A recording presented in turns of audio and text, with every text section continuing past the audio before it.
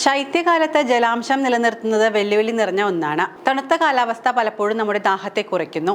മൊത്തത്തിലുള്ള ആരോഗ്യത്തിനും ക്ഷേമത്തിനും ജലാംശം നിലനിർത്തേണ്ടത് അത്യാവശ്യമാണ്. ശരീരത്തിന്റെ ഊഷ്മാവ് നിയന്ത്രിക്കുന്നതിലും ചർമ്മത്തിന്റെ ആരോഗ്യം നിലനിർത്തുന്നതിലും ദഹനത്തെ സഹായിക്കുന്നതിലുമൊക്കെ ജലം ഒരു പ്രധാന പങ്ക് വഹിക്കുന്നുണ്ട്. അതിനാൽ ദാഹം തോന്നിയില്ലെങ്കിൽ പോലും ബോധപൂർവം വെള്ളം കുടിക്കേണ്ടത് അത്യാവശ്യമാണ്. ജലാംശം നിലനിർത്തുന്നതിനുള്ള നുറുങ്ങുകളാണ് ഇനി പറയാൻ പോകുന്നത്. ഒരു ഗ്ലാസ് വെള്ളം കുടിച്ചുകൊണ്ട് നിങ്ങളുടെ ഒരു ദിവസം ആരംഭിക്കട്ടെ.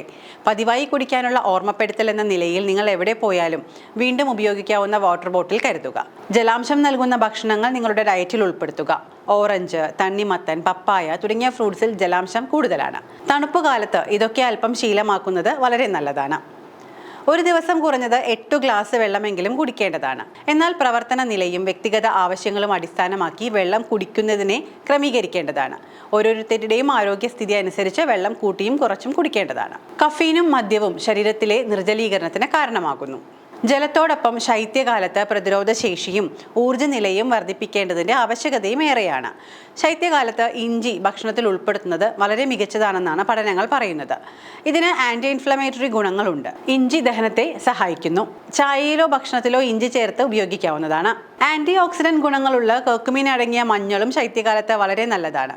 ഇത് ഇൻഫ്ലമേഷൻ കുറയ്ക്കാനും രോഗപ്രതിരോധ പ്രവർത്തനങ്ങളെ പിന്തുണയ്ക്കാനും സഹായിക്കുന്നുണ്ട്. മറ്റൊന്നാണ് സിട്രസ് അടങ്ങിയ പഴങ്ങൾ. സിട്രസ് പഴങ്ങളായ ഓറഞ്ച്, നാരങ്ങ എന്നിവയിൽ വൈറ്റമിൻ സി ധാരാളം അടങ്ങിയിട്ടുണ്ട്. പ്രതിരോധശേഷി വർദ്ധിപ്പിക്കാൻ ഈ വൈറ്റമിൻ അത്യാവശ്യമാണ്.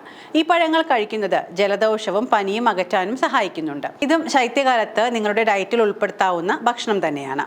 ഇലക്കറികൾ. ചീര പോലുള്ള ഇലക്കറികളിൽ വൈറ്റമിൻ എ, സി, കെ എന്നിവ ധാരാളം അടങ്ങിയിട്ടുണ്ട്. ശക്തമായ പ്രതിരോധശേഷി നിലനിർത്തുന്നതിൽ ഈ പോഷകങ്ങൾ പ്രധാന പങ്ക് വഹിക്കുന്നുണ്ട്. അതുകൊണ്ട് തന്നെ ചീര നിങ്ങളുടെ ഭക്ഷണത്തിൽ നിർബന്ധമായും ഉൾപ്പെടുത്തേണ്ടതാണ്.